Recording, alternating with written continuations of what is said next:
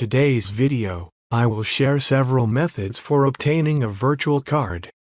The first method involves online payment service providers.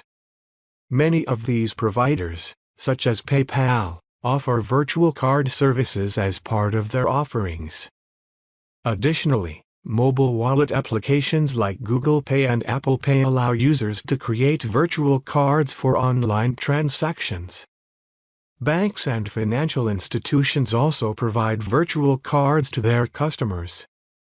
It is advisable to inquire with your bank to determine if they offer this service. Once you have decided on the institution from which you wish to obtain a virtual card, you will need to complete an application either online or in person. You will also need to complete the necessary verification steps, such as providing identification documents. After completing these steps, you will need to activate your virtual card through the provider's app or website.